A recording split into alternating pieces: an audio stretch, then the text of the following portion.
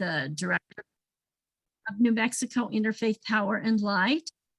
And, I walk almost every day along our acequia, where there's elms and cottonwoods and the river, the Rio Grande in at least a form of it.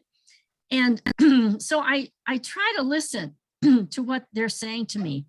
And at the beginning of this year, there's a Rumi quote that came to me that reminded me of something I really need to hear. And the quote is, "Stop acting so small. You are the universe in ecstatic motion." And so the challenges that face us are very large. And sometimes I just think, well, how else can I approach this? Or I don't really have the wisdom. And so both the trees and the water, which are very large, and this Rumi quote remind me that I need to realize that I'm the universe and that there's all kinds of powers within me and things. There are two other quotes that came to me that I just want to share that had some wisdom. One is from Teilhard: "The grandeur of the river is revealed not at its source, but at its estuary." So in the complexity of things downstream in the confluence.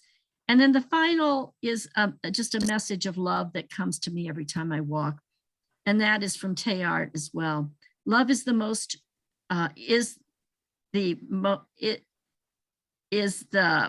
is basically the most tremendous, most mysterious of the cosmic forces, and love is the physical structure of the universe itself." So love is undergirding and guiding us. So that's what I wanted to share. And Jean, would you like to go next? Thank you so much. I have lived a great deal of my life in El Paso. I was born and raised here. And say 60 years ago or more, I can remember our spring sandstorms. And to me, they were exciting to see nature sort of unfurl herself.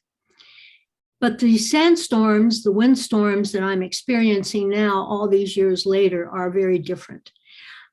They are much more severe, much longer lasting, more all-encompassing. And the noise seems to me like it is the howling of nature. It's the howling of the earth giving voice to the terrible suffering that it is undergoing. That is what my recent contacts in that sense with nature have said to me. The image that I located was one of a solar wind farm and a single wind turbine. And I was thinking about the transition from the howling and painful noise that our dust storms are now crying out, to taking that terrible suffering and turning it into a way that we can love and assist and support the beautiful earth and all of creation.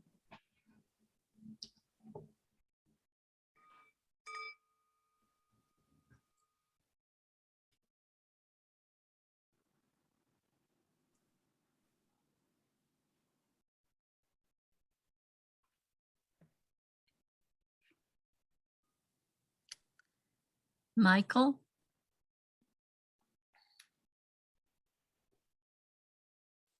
Good morning or afternoon, I guess it is. I'm Mike Prine. I'm a member of the Baha'i faith. And in our faith tradition, we're taught that the city is a place of man's mind, whereas nature is where our soul dwells. So it is important to protect and preserve nature for the benefit of our own souls. And in the planning process and things like that, I recalled a quote or a poem from an old TV show I watched long ago, and I don't know who the author is, but it goes, "When you come upon still waters, Can you look your own reflection in the eye? If you had to give your reason for living, what would you say? Have you done anything for this beautiful world today?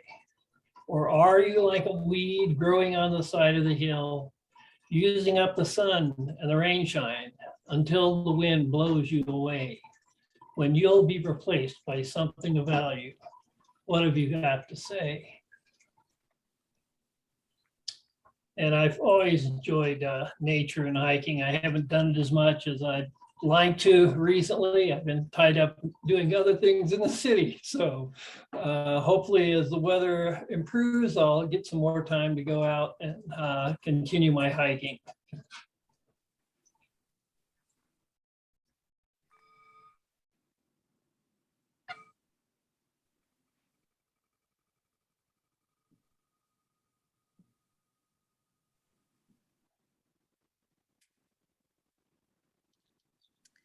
Odile. Thank you, John. And thank you, Jean, also for reading our prayer. Thank you. So I am Sister Odile Coirier, Franciscan sister, Catholic, and living in El Paso. I am a community organizer with IPL. I start with IPL last August. I was born and raised in France. I arrived in El Paso now 2 years ago, just before the pandemic. So everything was just suddenly closed. So it was quite a very strange time. But anyway, I really appreciate the beauty of this region. Just before El Paso, I was actually in New York City for 6 years. So it's a very different part of the country. But El Paso is so beautiful. And every morning, and as a Franciscans, we have this reverence for creation. And I really appreciate every morning when I go outside, still darkness, I like to run in the morning and to see the starry night, the moon and the sunshine. But then sometimes also we have this smell of the oil refinery. And, it's just this contrast between this beauty of creation, of nature, and what we are doing to this beautiful gift of God to us, with this pollution, so it's a big concern here. And so I like this short prayer from Nancy Wood, and when she said, "Earth, teach me stillness, as the grasses are stilled with light. Earth, teach me suffering, as old stones suffer with memory. Earth, teach me caring, as a mother who secures her young." So it's this beautiful prayer, remind me of Thomas Berry, this beautiful book, Dream of the Earth. And when he told us, to pass to move from this anthropocentric view of creation to this mutually enhanced relationship. So I think this is a deep thought to me, and it's helped me, to try to move from this anthropocentric view to a more reverent and caring attitude toward the earth.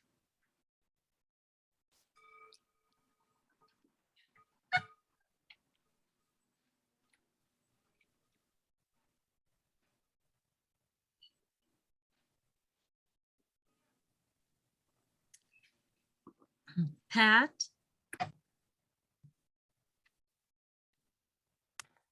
Hi, I'm Pat Shealy, and I'm in Gallup. And I've been here almost 30 years now. I grew up in Ohio, so it is a different area, but I like it here. And my tradition is United Methodist. Not too long ago, I spent some time in the mountains, not very long time, and it wasn't very spectacular. there were some small juniper bushes and there were some tall pines. And I spent just a short time there, but it's a kind of surprising. I came back with a picture, and I wish I was an artist, I would draw it for you because it's very, very much in my mind. And I think what this picture is telling me is you need to take time and patience, and much more comes out of it. It wasn't very spectacular, but I continue to get meaning from it. But what I'd like to share with you today is a quote from a native artist called Will Taylor. I came across his work recently, and he spent a lot of time with his grandfather, who instilled in him the spirit and meaning of nature. And I think it comes through in his work. But he says, I can see as if in a dream that the future shall demand of us that we give rise to beauty in all its myriad forms, pay homage to the presence of all beings, and recognize the universal love for all creation.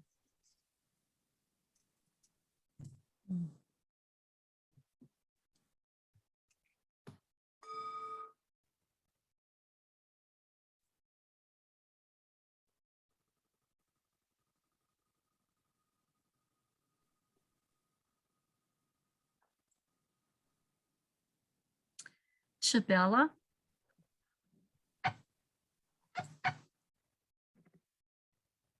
Oh, Chabella, we can't hear you. Good detail, thank you. I am Sister Chabella. I am a religious of the Assumption of the Catholic faith, and I am in Chaparral, New Mexico, in the border with El Paso, since 2001 January. So I am now a daughter of the desert. And yesterday we had a retreat day, and I knew that we needed to do something for this gathering. So I went to take a walk, and I went directly to my favorite plant of the desert, that is the ocotillo. I don't know if you are familiar with the ocotillo, but really, since I met the first one, I knew that that is the expression of myself. And I say always in Chaparral, if I die in Chaparral, please put a ocotillo in my tomb. That is the thing that, so yesterday I went to visit the ocotillo, and I was absolutely overwhelmed because I discovered some new aspect. I was going to look for the little minuscule dot that every year appears in this time, and it will become a little leaf. But yesterday, I saw how from each one of the big thorns connecting with the rest of tronco, I don't know what is the name, is a kind of opening space, is a kind of tearing of the skin to be bigger, and it will grow. And the new part of every year ocotillo is always thin and is integral. It doesn't have tears. But I went down and down and down, and the thicker they are, the more tearings it has that produce the rest of the plant. That's it. It was very powerful. I am there.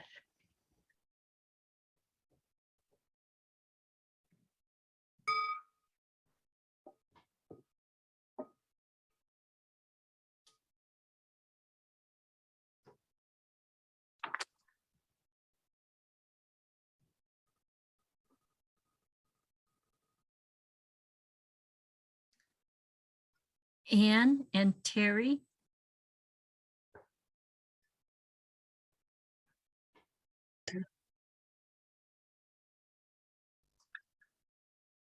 I am Sister Anne from Religious of the Assumption, from the Catholic tradition, and also in Chaparral, same community as Chabela. And yes, we live in the middle of the desert. But my insight was yesterday, I was shelling pecan. I don't know if you can see my pecan nuts. And suddenly I thought, to get the fruit, you really have to break the shell. And sometimes even the fruit does not come in its entirety, it comes bits by bits. And to me, it was kind of an insight that sometimes for us also to give fruit, there is some, I don't know, some breaking or some opening that needs to be done. And we should not worry if it comes only bit by bits, because it's still good, the little bit. And so it was telling me this connection between the way nature works and the way our life with other people, the way we are sharing ourselves to others, work. And that was my insight for today or for yesterday. I am Sister Maria Teresa Telles. I was born in Mexico. My hometown is very close to the city. That's the central part.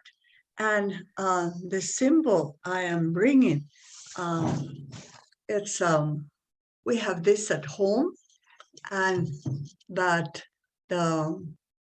this is the Cactus. Symbol of a nopal. The ones that the plant that gives the prickly pears. And I like this plant very much. It's eatable. It's very, very good. I love nopales, and many people do. And I think God heals. God is healing our world today through all these plants, through nature. And sometimes you just have to see and admire, and they tell us much, much about our dear God. So, and God heals because with the fruits, you can make many, many delicious candy. And also the plant, the nopal, has healing properties. It stabilizes our sugar. So if you are tending to be a diabetic, you will eat nopales and you will feel much, much better. So this is an example of how God cures us and gives us life. He wants all of us to be full of his life. So, and I worked and I lived in Guatemala for 29 years, and I learned from the people that they do use the plants to have this life that God wants us to give. So it's the plants, nature gives us much, much life as God does. Thank you.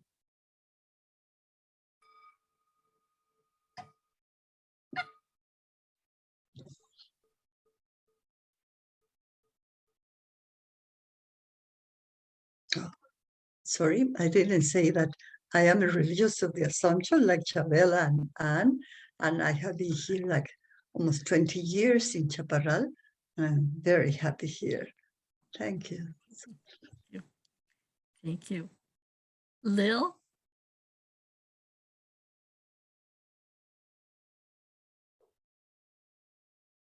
Good afternoon. Buenas tardes. Es un gusto ver y conocer I said this. I am little matchingly of the Marianne sisters with Rosemary, who will be speaking soon.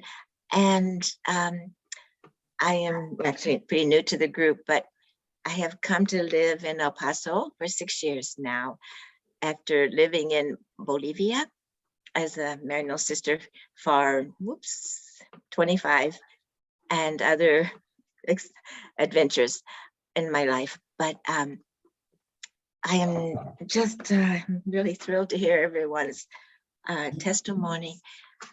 I just went into my yard here in our little house in El Paso and had a lot of feelings.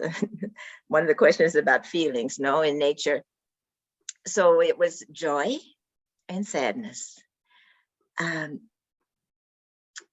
see some plants who are popping up, no, bringing new life to us out of creation, and others that are still looking pretty sad and gone and maybe dead, but as we know and hope, and that there's always that promise of coming back. So the message for me was how we are so dependent, the plants and we are, on sun and rain and care. So I'd compare that to ourselves, know how we are so dependent on each other. And as we are so aware now of our concern for war that is happening, we depend on human concern, compassion, and humanitarian common sense, I guess. Whatever can help us to be peaceful people. So my hope for the future is to learn from the earth how to trust and hope. So that they are, I know there are these little plants that are coming up, but also need our help to appreciate them and thank God for them. So I will just end there, and thank you so much.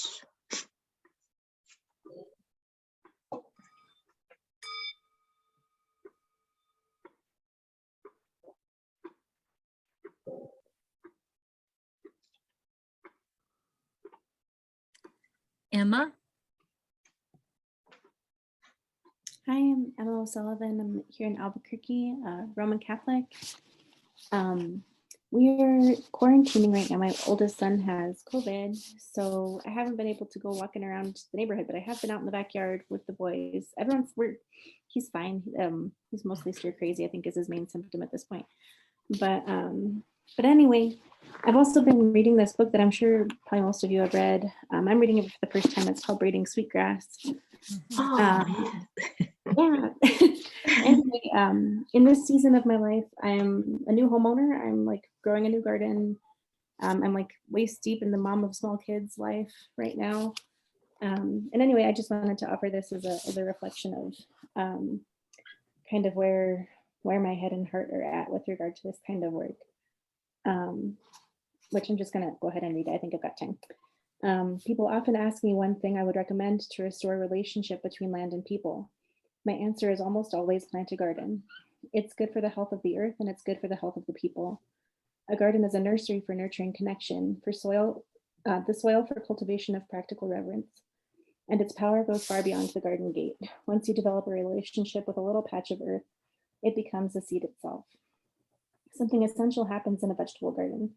It's a place where if you can't say I love you out loud, you can say it in seeds, and the land will reciprocate in beans. And I was just, I think, this essay that comes from is about, kind of like motherly love in the context of tending to the earth, and how that's not like a one-way thing necessarily, like you get loved back by the earth. Anyway, I just thought that was kind of a nice reflection on thinking about, you know, coming from a place of love, giving love actively, you know, in the sense of love being a verb and a feeling, and expecting it back from the earth too. So that's what I've got today.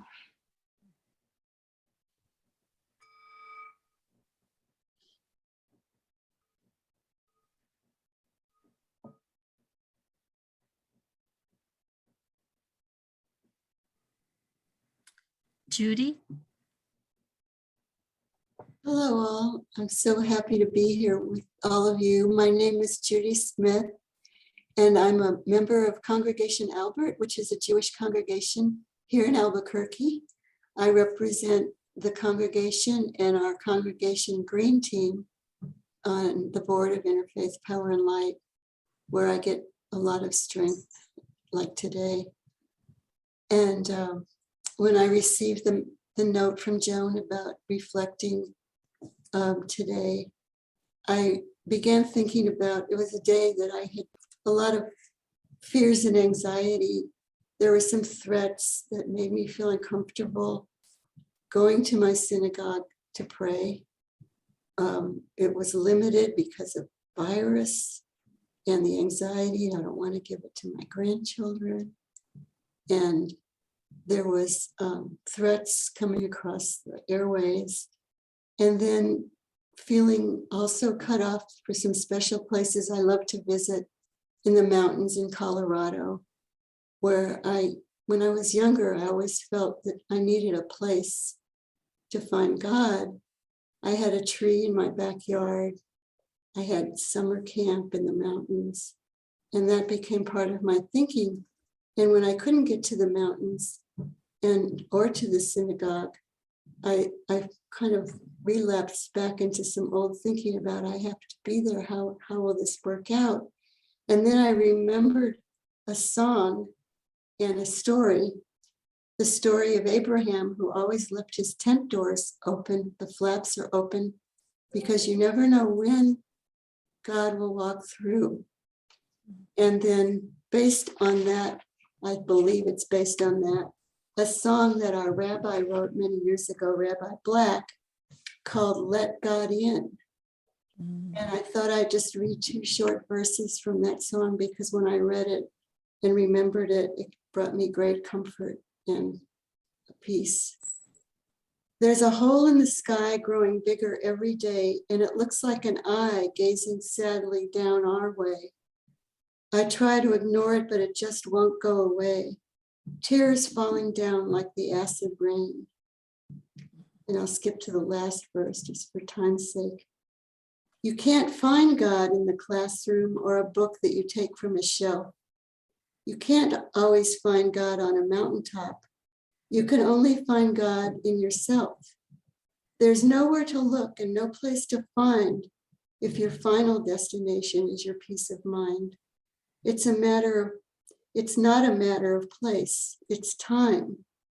You've got to change the where to when. Where is God? Whenever you let God in. And that's something that brings me comfort, because so many circumstances can block our places. So thank you for letting me share that. Best to all of you.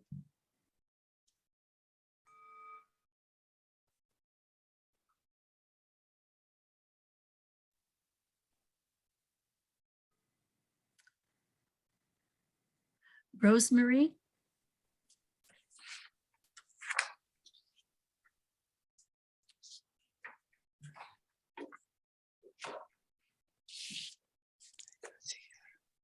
I'm so inspired by everyone sharing, and I am Rosemary Cicchini, a Maryknoll sister living in Gallup on the northwestern edge of New Mexico. And I have been working under Catholic Charities in the Office of Peace, Justice, and Creation, and continually being called, and so grateful to be a part of the IPL community as we grow together in what it means to love one another and our a beautiful earth family, earth community. And I will be sharing at length later, so I will just hold back. Thank you.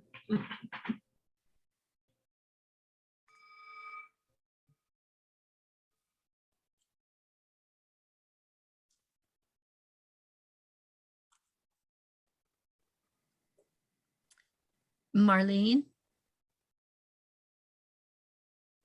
Good afternoon and welcome to this sacred space. I'm a Mercy sister living with Joan Brown here in Albuquerque, New Mexico. And I'm involved with understanding integral ecology and the relationship between immigration and climate change. I come today very saddened. It's like an obsession of trying to understand the human heart that can release such violence towards our brothers and sisters. And at the same time, this week we get the IRCC report on the war against Holy Mother Earth. And the issue with respect to interfaith power and light is also what funds these kinds of violence against the human heart is the economy, the war economy based on oil and gas. And I think that our commitment to a free fossil fuel economy worldwide is a nonviolence posture against the human heart. The other thing that has been, here on our property, we have a labyrinth, and the labyrinth is a 7-circuit labyrinth, reflecting the powers of the universe, what the human eye could see manifested in the sacred geometry. And as I was sitting, walking, it was like a pilgrimage to the center of the human heart and the power of love that is embedded in all of us. And I think that I couldn't help but think as I was doing this walk, children and families escaping war-torn areas, and the unleashing of such evil. So it is a question: how do we live nonviolently? What would be a nonviolent response to what is actually happening? I don't have the wisdom for that. I just walk with that question. And I'll read from the Buddha.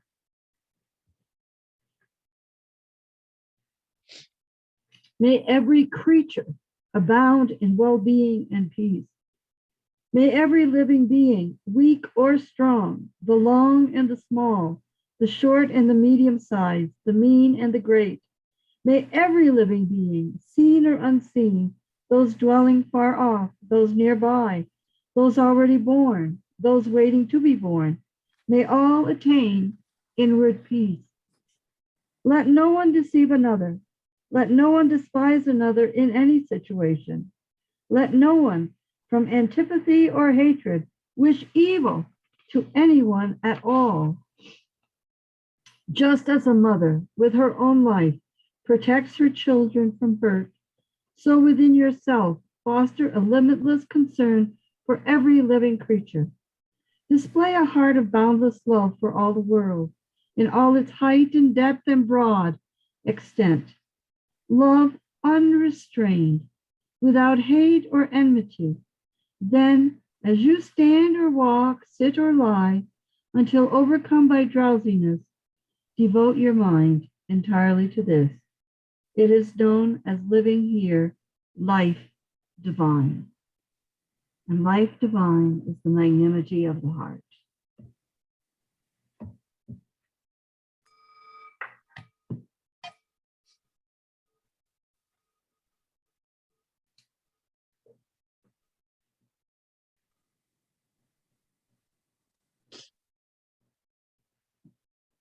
Marianne.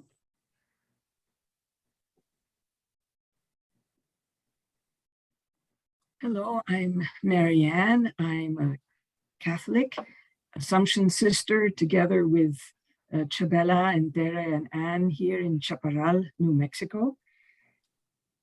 I am originally from Manila in the Philippines, and we are a country of more than 7,000 islands.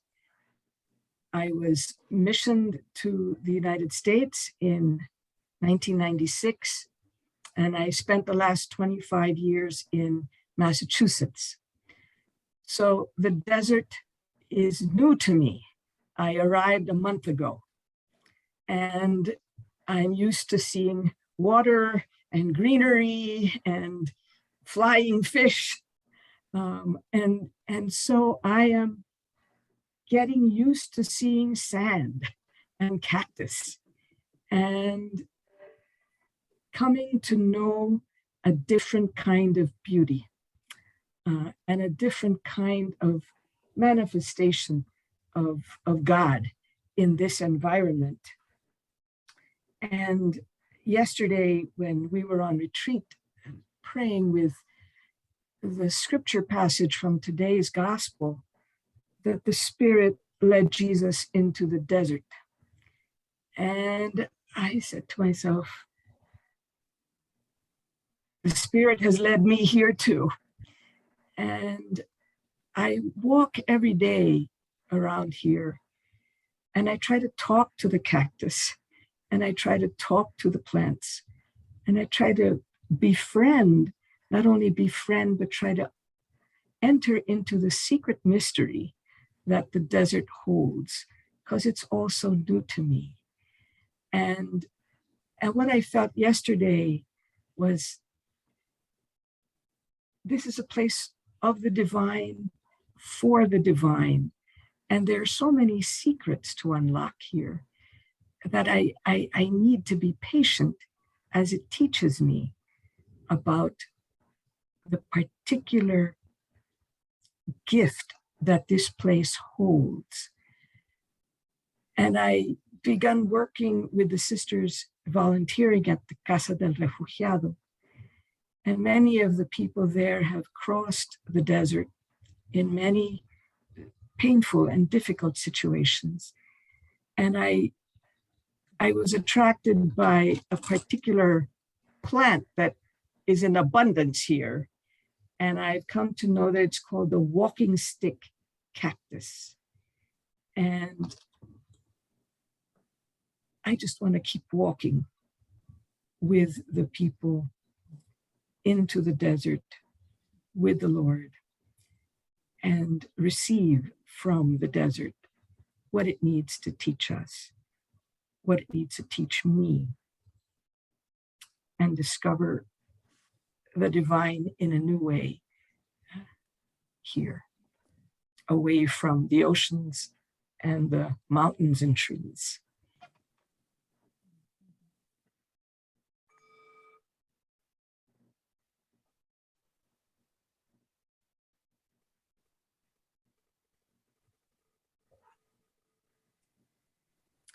Todd. Hi, everybody. Can you hear me all right? I hope so. My name's Todd Windward. I may be up in the northernest part of this group, Joan. I don't know. I'm up in the highlands of Taos, New Mexico. And so up near, close to the border of Colorado. And nature just decided to bless us with about 6 inches of snow this morning in a very fast time, right after a week of 60-degree, looking like spring temperatures. So that's one of the lessons for me, that as walking today and having a completely unexpected blanket of white across here, it's just that my timing and God's timing are not always the same for some reason. And my quote, my inspiration, I'm a Mennonite minister for environmental justice for the Mountain States Mennonite Conference. So that's New Mexico and Colorado. So I get to travel back and forth, and it's an unlicensed, an unpaid position, but that's something I do up here. And I'm also a social serial entrepreneur. I like inventing things that don't exist yet. And so feeling led to develop some, I think like what Marlene asked, how do we live nonviolently? Part of my work is how do we live imaginatively? How do we step outside of convention to live differently and maybe begin to express some of God's kingdom where we are with what we have. So I've started a few charter schools, and I'm not really interested in transforming a trailer park into an eco-village with a friend of mine here. So that's some of what I do. But I think Teilhard was also a teacher for me, Joan. A quote that I've captured that just asked for the peace of mind with the anxiety of being incomplete and in transition. And I think that notion of being at peace with being incomplete is my big lesson I'm learning these days. And Howard Thurman also, who talks about looking to the growing edge for hope, that in the midst of wars and in the midst of, you can imagine Howard Thurman, who came through so much in his life from World War II to civil rights, to believe in and look to the growing edge of nature, that even in the deepest of winter, roots are doing their thing, preparing for the day when they can grow and bloom. And so it gives me a great sticking power, a bigger sense of the larger cosmology, the Thomas Berry mind of being in and part of the tapestry of creation, rather than being a small self that needs to have everything done my way. So that's my learning lesson, Joan. Thanks.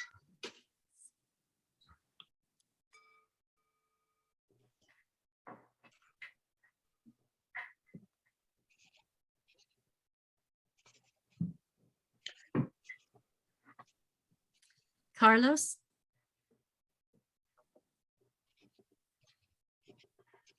My name is Carlos Navarro. I'm part-time staff for like ODL for New Mexico El Paso Interfaith Power Light. I do a media assistant and also database management and a few other things that Joan asked me to do. My reflection centers on dichotomy. I like to ride. I ride my bike maybe 4 times a week. I ride it from my house through the streets to the foothills. So there's a difference riding through the streets and riding once I get into the foothills. There's the big difference, of course, is there's cars around me. People go on places in a hurry. And once I get into the foothills, there's people are enjoying what is there, the nature. And so that's one part of my dual comparisons. But also some of you who know me, I am one of the things that I do is I really very involved in interfaith action, especially as convener of the Interfaith Hunger Coalition here in New Mexico. I like to, and also I grew up in cities. The biggest city that was part of my life was Mexico City, but I've also grown up in Kansas City and New Orleans, all full of, in their own way. And here in Albuquerque, I've lived in Albuquerque almost 30 years, all 4 places, and just the smaller one to different degrees are full of light and full of noise and full of density. But at the same time, I'm very comfortable in cities because I know that that's where I can clearly connect with other people. The other day I was watching a television show on Netflix. This gentleman, kind of like a comedian from England, who takes his father on road trips, and it's very, very funny. But one scene struck me, and he took his father to the outback in one of the more desolate areas in Australia. And one of the things that I noticed from that episode was that in places like that, you can see the stars. And so the thing that I don't experience every day in my comfort in cities are two things that are provided by the Creator. And that is magnitude. We can experience magnitude, and the way that we can see the stars, we can experience clarity. That's why it's important to go back and forth with connecting with people, and then also doing our own connection with the Creator through magnitude and clarity. And that's my reflection.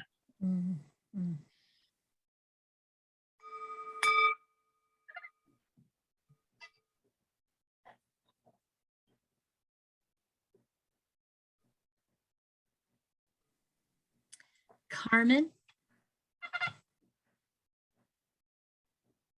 I am Carmen Retzla. Thanks for having me as a guest here today. And this is Hungry. He loves Zoom. I don't know why, but he always wants to be part of it. And I'm a Lutheran pastor in Albuquerque. And I have been in Albuquerque for a year. And so I'm still learning it. And one of the things I'm learning right now is remembering from learning it last year is the spring wind, and which was a surprise to me last year and is surprising again this month. And I grew up in the far north in North Dakota, and I don't love the wind. And so I'm always a little bit wrestling with loving that aspect of God's creation. And what I've been working with this week and thinking about in response to the questions, and also in my work this week. So I very part-time pastor, help pastor a church in the South Valley, which is a Spanish-speaking church, and I'm offering some outdoor bilingual worship with them.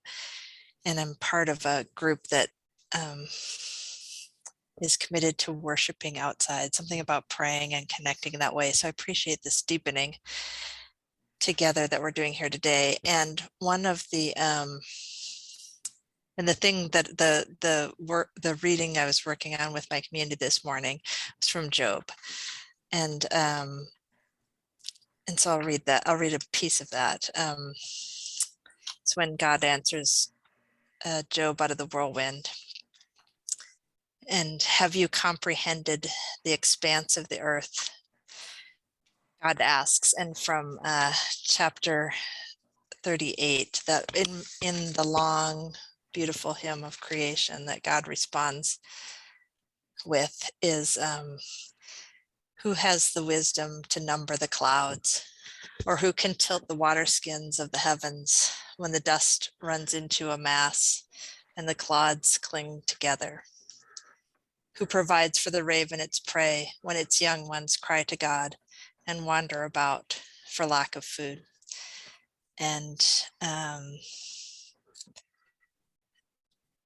so I think I'm thinking about humility, and in God's response and Job's response back, and the humility of not being able to control the wind, and but also just the whole arc of that beautiful response and hymn of nature is about awe, like you cannot comprehend this, and awe. And so one of the questions was, what is nature telling you about your state and position? And in thinking about this work, I come to this work better from a position of awe. Thanks.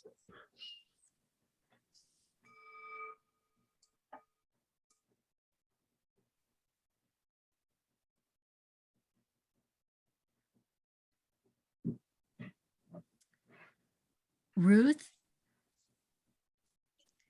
And Ruth, I know you came on late, so we're just taking a couple of minutes to share who we are, our faith tradition, where we're at, and any image insight that we came from with the earth and the homework questions. Okay, thank you for giving me a little more background. I'm Ruth Streagle. I'm on the board of NMIPL. I'm on the advocacy committee. I am a retired orchestra teacher. I'm the music director at First Congregational United Church of Christ in Albuquerque. And you have to excuse my absence after a while. I have a concert tonight. I guess my reflection is on weeds. I have a standard poodle and we go for walks every morning for about an hour. And especially this last week, I'm seeing more and more weeds. And I remember reading a year or two ago that when you get dandelions, it's a sign that your soil needs something, and the dandelions are there to improve your soil, which is not how we think of dandelions, right? And there's a number of weeds that I see in my neighborhood that I'm sure nobody appreciates, and I don't even know what they're called, but they all have beautiful little flowers for a while. They have a short life, and they seed and they do what weeds do. I think we take them for granted. They're in the background and we don't realize that maybe they have value and that maybe we're connected in some way. I doubt that my neighbors see the weeds as their brothers and sisters. I saw a post yesterday from a neighborhood post about a woman who is a beekeeper in my neighborhood. I didn't know. And she said, here's a video of one of my bees on her hand, and it was lurching around. And she said, it's been poisoned. Please don't spray the dandelions. That's the first food the bees need when they come out in the spring. So I'm sorry, this is kind of rambling, but we are related, and we need to cherish all those forms that we think are worthless and should be poisoned. We should cherish them. Thank you.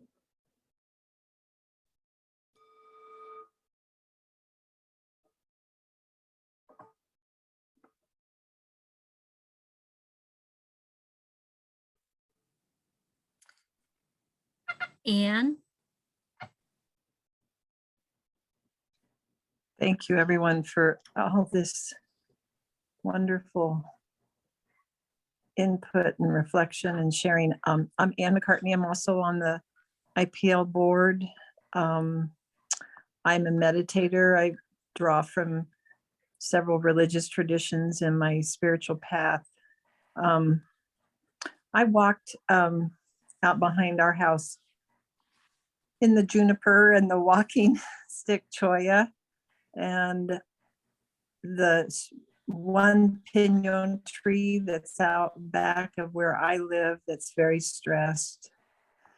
And the message I got was that they were asking for help, that they're asking for help. To please try and slow down the rate of change that humans are causing to the whole quality of the environment, the air, the soil, the water. And I felt that the call was to reduce my resource use and to act more fiercely and skillfully to protect the species, all these species, as Ruth has reflected. I mean, all these things, whether we think of them as valuable or not valuable.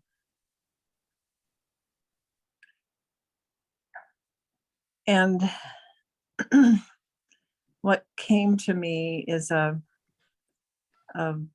quote, although I heard it, so I don't have the exact words. out of a spiritual tradition, which I can't recall, might have been Hindu, that to live with gratitude as if life depended on grace and act as if life depended on you. And that really struck me about the degree of responsibility that we hold towards each other, towards creation, to do this protection that I feel so called to do.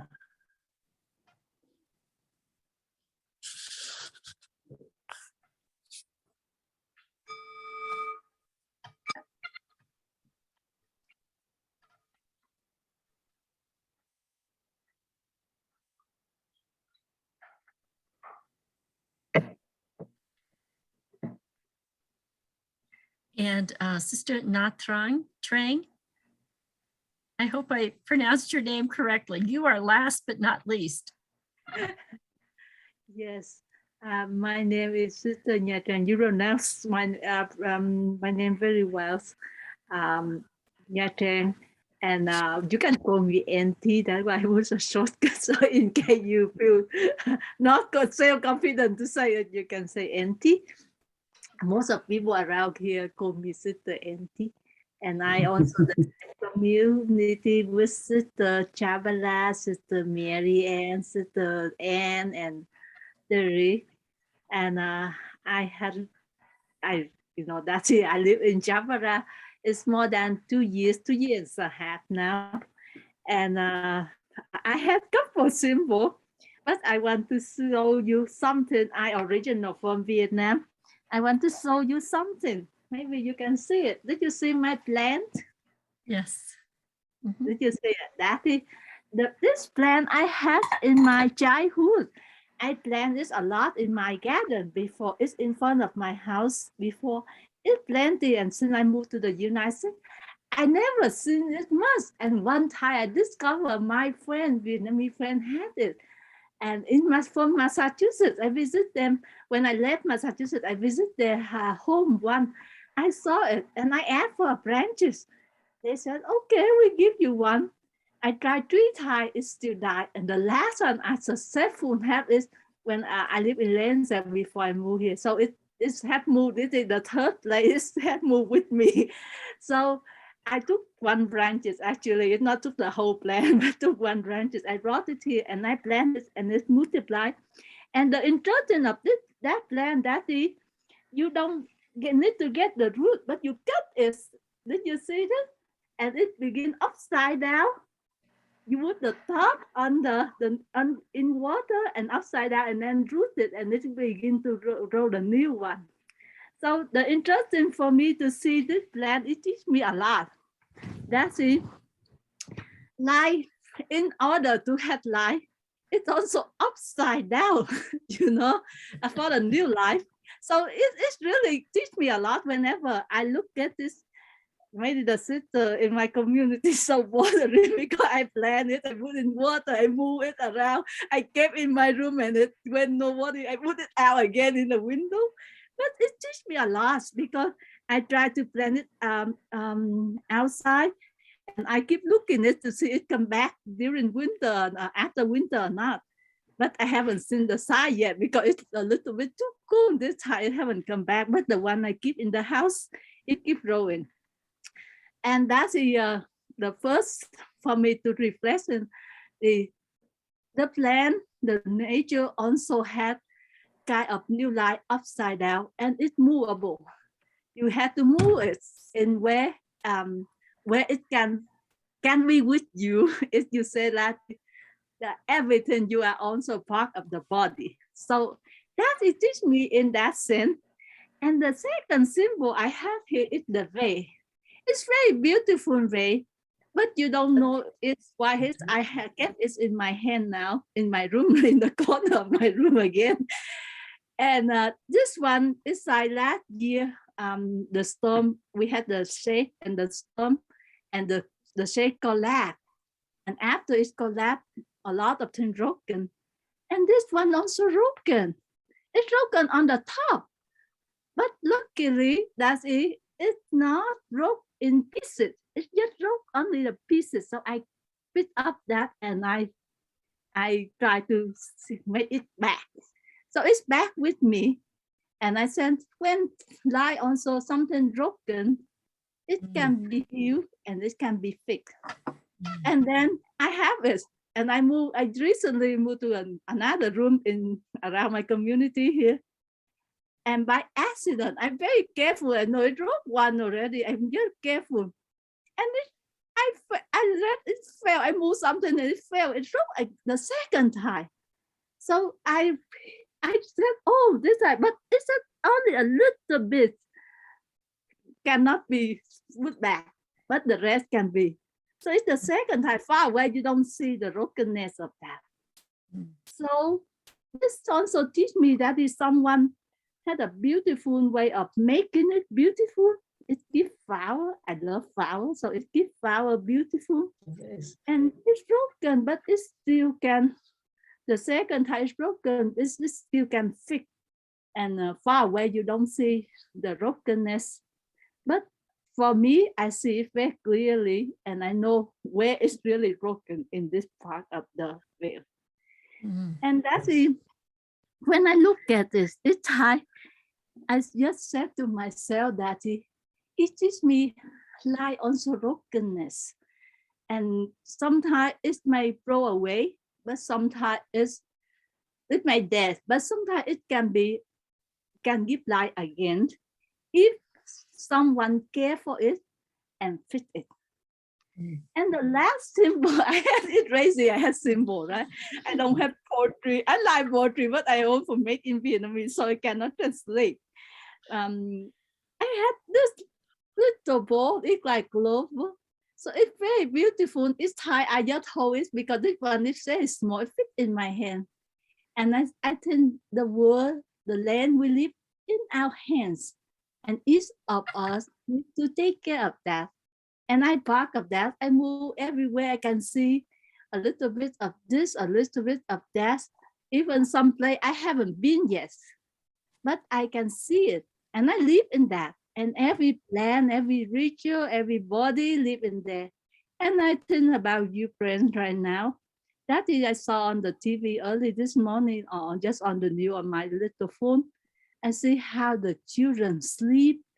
And that is really broken my heart because I don't want to say that, but I work during the fall of Vietnam. I was 4 or 5 years old. That's why it's really hard for me after the war. So I saw all the children sleep on the floor on one of my friend's face. It just made me cry. But I think we all can do something to stop the war. We cannot change the person, but we can do differently to help and to care for the situation. So that is my sharing today. Thank you.